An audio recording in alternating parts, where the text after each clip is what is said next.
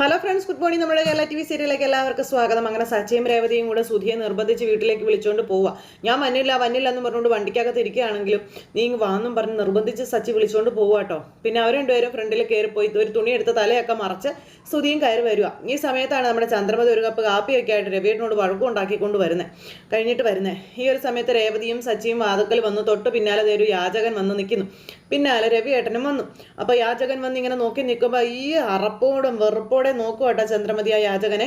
ആ സമയത്ത് രവിയേട്ടൻ നോക്കിക്കേ, ദേ അങ്ങോട്ട് നോക്കി, ഇവൻ എന്തൊക്കെയാണ് കാണിക്കുന്നത്, ഇവന്റെ കണ്ട് പിച്ചക്കാരെയൊക്കെ വിളിച്ച് വീട്ടിൽ കൊണ്ടുവന്നിരിക്കുകയെന്ന് പറഞ്ഞു.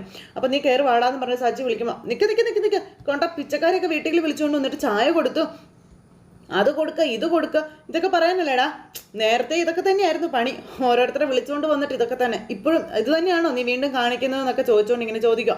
അപ്പോൾ അതെല്ലാം കേട്ട് കഴിഞ്ഞപ്പോഴത്തേക്ക് സുധി അല്ലല്ല എന്നൊക്കെ പറഞ്ഞ് നിന്നിങ്ങനെ കാണിച്ചു. അയ്യോ അച്ഛ, ഇത് നമ്മുടെ പിച്ച് എടുക്കുന്നവനെയും പിടിച്ച് കമ്പനിയാക്കി അല്ലേടാ എന്ന് ചന്ദ്രമതി. അപ്പോൾ അല്ല എന്നും പറഞ്ഞുകൊണ്ട് സുധി ഇങ്ങനെ അവിടെ നിൽക്കുക കേട്ടോ. 5 or 10 കൊടുത്ത് വിടുന്നതിന് പകരം എന്തിനാടാ ഇവനെയൊക്കെ വീട്ടിലേക്ക് കൂട്ടിക്കൊണ്ട് വരുന്നതെന്ന് ചോദിച്ച് ചന്ദ്രമതി ദേഷ്യപ്പെടുക. അവനെ ഇറക്കി വിട്ട് ഗേറ്റ് അടയ്ക്കെന്നൊക്കെ പറയുമ്പോഴത്തേക്കും അവനെ കണ്ടാൽ തന്നെ അറിയാം, അവൻ കുളിച്ചിട്ട് ഒരു കൊലമായി എന്നൊക്കെ പറഞ്ഞിട്ട് ചന്ദ്രമതി ഇങ്ങനെ നിന്ന് പറയാം. അപ്പം തുണിയൊക്കെ പിടിച്ച് സുധി ഇങ്ങനെ നോക്കുക കേട്ടോ. അവൻ്റെ ഡ്രസ്സൊക്കെ ഒന്ന് നോക്കിക്ക്, അറയ്ക്കുന്ന ഉച്ച എന്നും പറഞ്ഞുകൊണ്ട് ഇങ്ങനെ നിൽക്കുമ്പോഴത്തേക്കും എല്ലാം തട്ടിക്കൊടഞ്ഞ് നമ്മുടെ സുധി ഇങ്ങനെ നിൽക്കുക. രേവതിയും സച്ചിയും ഒരു അക്ഷരം പോലും മിണ്ടുന്നുമില്ല. ഇതൊക്കെ കാണുകയും കേൾക്കുകയും ചെയ്ത് രവിയേട്ടനും മിണ്ടാതെ നിൽക്കുമ്പം അമ്മേ വേണ്ട, നിർത്തുന്നതാണ് നല്ലതെന്ന് സച്ചി പറഞ്ഞു. കൂടുതൽ പറഞ്ഞാൽ അമ്മ കൂടുതൽ വിഷമിക്കേണ്ടി വരുമെന്ന് പറഞ്ഞു സച്ചിയെ. ഇതുപോലെയുള്ള പിച്ചക്കാരനെയൊക്കെ വീട്ടിലേക്ക് കൂട്ടിക്കൊണ്ട് വന്ന ആർക്കായാലും വിഷമം വരുവടാ. ഇങ്ങനെയൊന്നും ചെയ്യരുത്, ചെയ്യാൻ പാടില്ല. നീ അവനെ പറഞ്ഞു വിടുന്നുണ്ടോ ഇല്ലയോ പറ.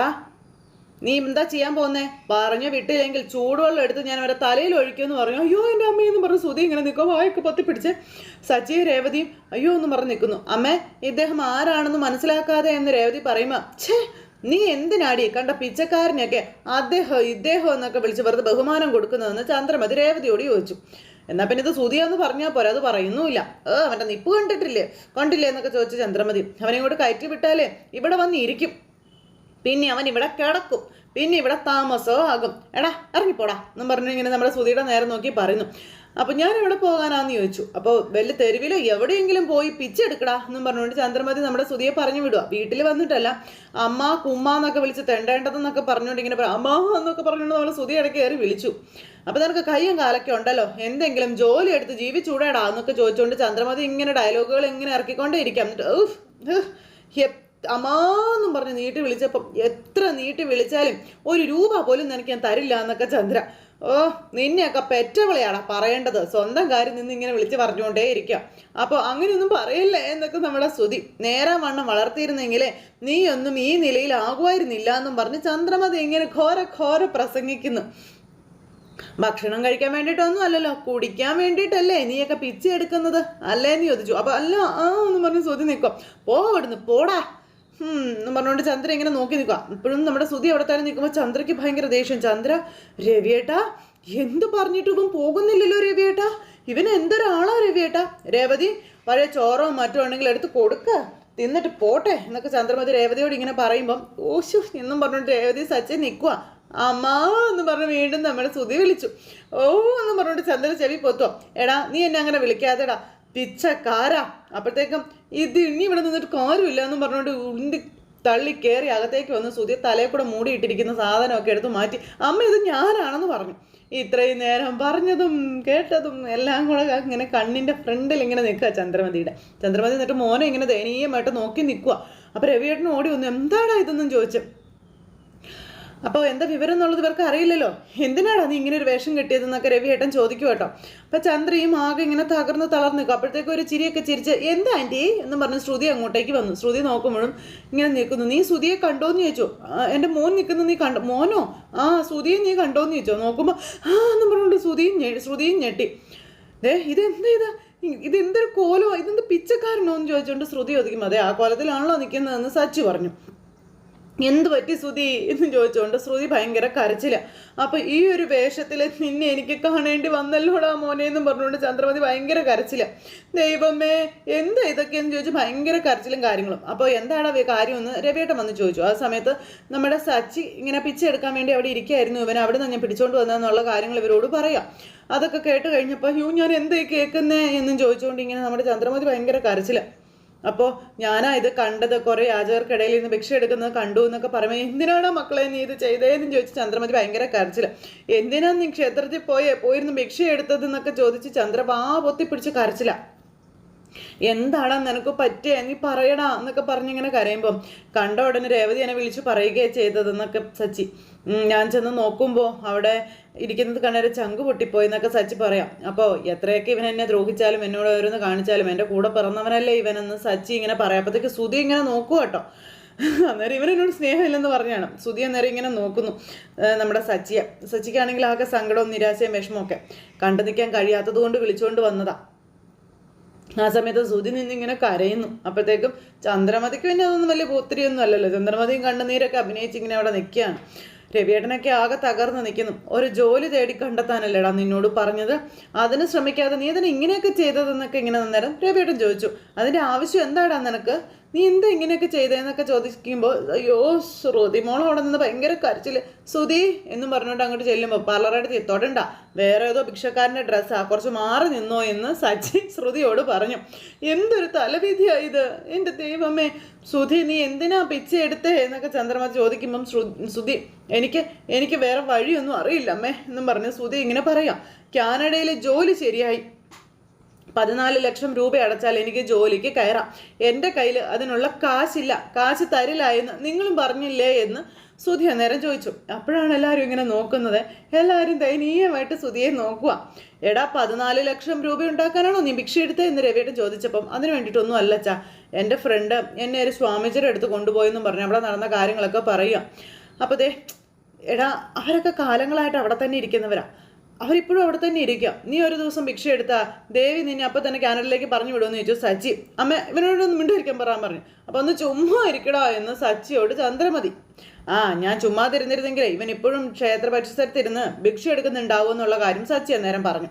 എന്തെല്ലാം പൊന്നിൽ പുളിശ്ശേരി വെച്ച് കൊടുത്തെന്ന് പറഞ്ഞാലും ചന്ദ്രമതിക്ക് സച്ചിയെ കണ്ടുപിടിക്കത്തില്ല. ശ്രുതി നിന്നെ ഞങ്ങൾക്ക് ഈ രൂപത്തിൽ കാണേണ്ടി വന്നല്ലോടാന്നും പറഞ്ഞ് ഭയങ്കര കരച്ചില്ല അമ്മ. അപ്പം നിനക്ക് എന്തിൻ്റെ കുറവാടാ ഇവിടെ ഉള്ളത്, നീ എന്തിനാടാ ഇങ്ങനെ ചെയ്തത്, ഞാൻ നിന്നെ ഒരു രാജകുമാരനെ പോലെ അല്ലേടാ വളർത്തിയത്, എത്ര പരിസരത്ത് നിന്ന് ഒരു യാചകനെ പോലെ നീ ഇന്ന് എന്നൊക്കെ പറഞ്ഞുകൊണ്ട് ഇങ്ങനെ ചന്ദ്രമതി നിന്ന് കരഞ്ഞിങ്ങനെ എണ്ണിപ്പറക്കി പറയാം. അപ്പോൾ നിങ്ങൾ അവിടെ പോയിരുന്ന് പിച്ച എടുത്തെന്ന് കരുതി നിങ്ങൾക്ക് പുറത്തേക്ക് പോകാനൊന്നും പറ്റത്തില്ല എന്ന് മാത്രമല്ല യാതൊരു ഗുണവും ഉണ്ടാകാൻ പോകുന്നില്ല എന്ന് രേവതി അന്നേരം ശ്രുതിയോട് പറഞ്ഞു. അങ്ങനത്തെ ഈ കാര്യമെല്ലാം അങ്ങോട്ടും ഇങ്ങോട്ടും ഒരു പറഞ്ഞുകൊണ്ട് ഇങ്ങനെ നിൽക്കുക. മോനെ എടാ നീ എന്ത് അവിവേകോടെ കാണിച്ചതെന്നൊക്കെ ചോദിച്ചു രവിയേട്ടനും. അപ്പോൾ സ്വാമിജി പറഞ്ഞിട്ട് ചെയ്തെന്ന് ആര് പറഞ്ഞാലും ഇങ്ങനെയൊന്നും ചെയ്യരുതെന്ന് ശ്രുതി അന്നേരം ശ്രുതിയോട് പറയാം.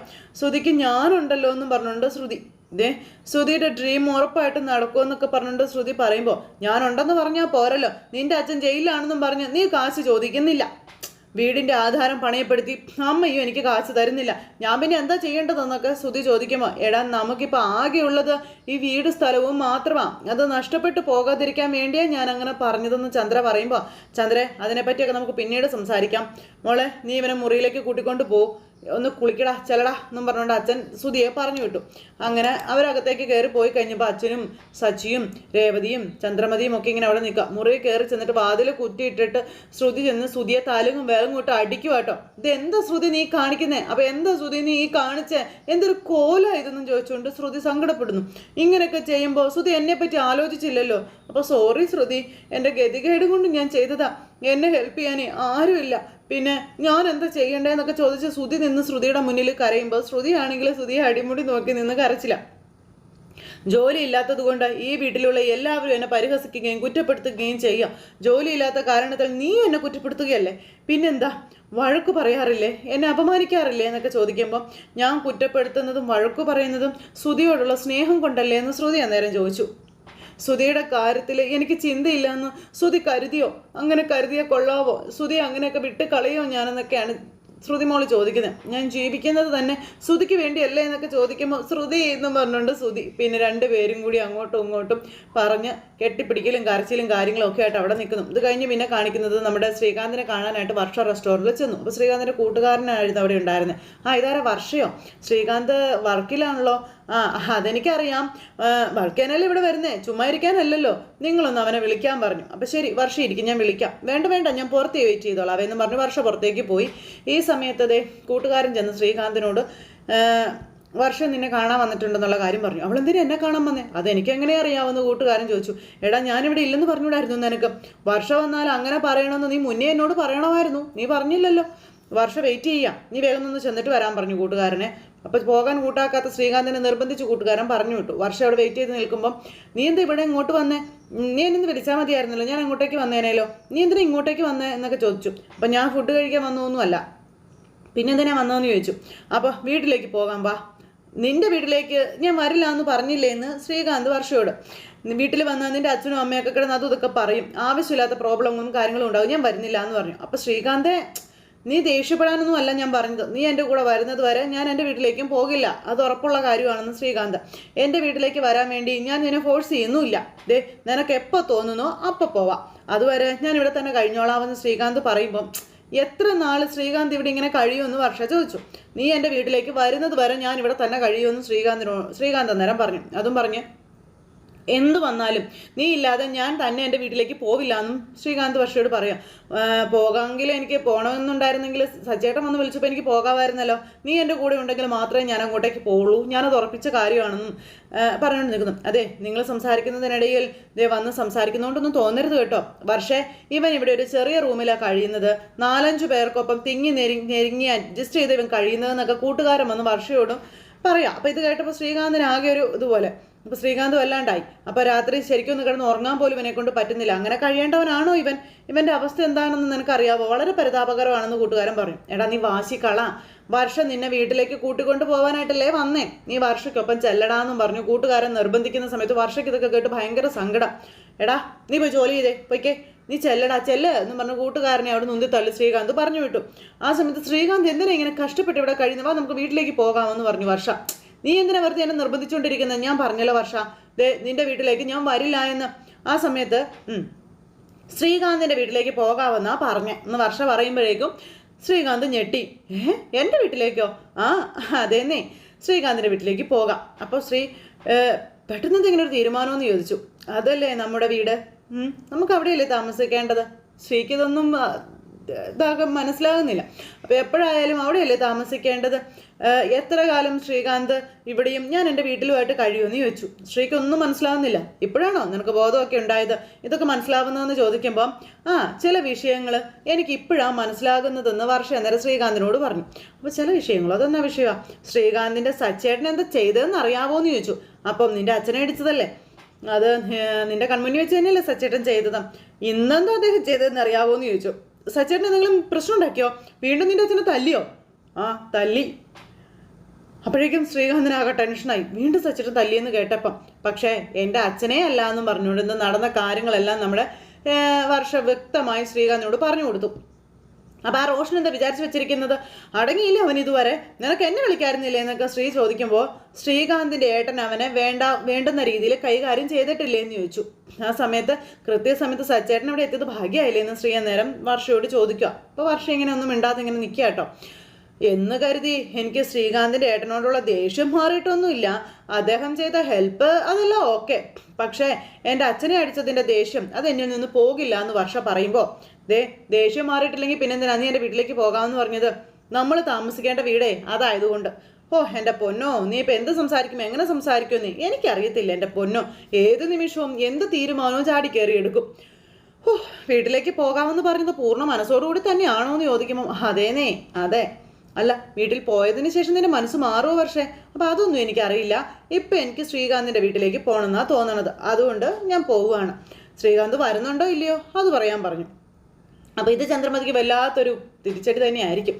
ഭയങ്കര ഒരു മുട്ടൻ പണിയായിരിക്കും. കാരണം സച്ചിയും രേവതിയും കാരണമാണല്ലോ വർഷയും ശ്രീകാന്തും അങ്ങോട്ടേക്ക് ചെല്ലുന്നത്. ചന്ദ്രമതിയുടെ അഹങ്കാരത്തെ അടിച്ച് നിരപ്പാക്കിക്കൊണ്ടാണ് ഇവർ കയറി ചെല്ലാൻ പോകുന്നത്. അപ്പോൾ ശരി നമുക്ക് വീട്ടിലേക്ക് പോകാമെന്ന് ശ്രീയും പറഞ്ഞു. ഒരു 10 മിനിറ്റ് നീ വെയിറ്റ് ചെയ്യേ, ഞാൻ വരാൻ കേട്ടോ എന്നും പറഞ്ഞുകൊണ്ട് ശ്രീ അവിടെ നിന്ന് ഓടി അങ്ങ് പോകുന്നു. വർഷ ഇങ്ങനെ വളരെ ഹാപ്പി ആയിട്ട് ഇങ്ങനെ അവിടെ നിൽക്കുന്നു. ആ ഒരു സിറ്റുവേഷൻ കാണിച്ചുകൊണ്ട് ഇന്നത്തെ നമ്മുടെ കഥയും അവസാനിച്ചു. അപ്പോൾ എല്ലാവരും കാത്തിരുന്ന് കാണണേ. എല്ലാവർക്കും നല്ലൊരു ദിവസം ആശംസിക്കാട്ടോ. എല്ലാവരും തരുന്ന സപ്പോർട്ടിനും സ്നേഹത്തിനും ഒരുപാട് നന്ദി അറിയിക്കുകയാണ്. അടുത്ത സൂപ്പർ ഹിറ്റ് കഥയുമായി കാണുന്നത് വരെ എല്ലാവർക്കും നന്ദി. അതോടൊപ്പം നമ്മുടെ ചാനൽ ആദ്യമായിട്ട് കാണുന്നവരുണ്ടെങ്കിൽ ഒന്ന് സബ്സ്ക്രൈബ് ചെയ്യണേ. തൊട്ടടുത്ത് കാണുന്ന ബെൽ ബട്ടൺ അമർത്തി കഴിഞ്ഞിട്ടുണ്ടെങ്കിൽ നമ്മുടെ വീഡിയോസ് എളുപ്പത്തിൽ കാണാൻ കഴിയുന്നതായിരിക്കും. അപ്പോൾ ഒരിക്കൽ കൂടി എല്ലാവരോടും ഹൃദയത്തിൻ്റെ ഭാഷയിൽ ഒത്തിരി നന്ദി അറിയിച്ച് വീണ്ടും കാണാമെന്നുള്ള പ്രതീക്ഷയോടെ നിർത്തുന്നു. Thank you. See again. Take care. Bye bye. Tata.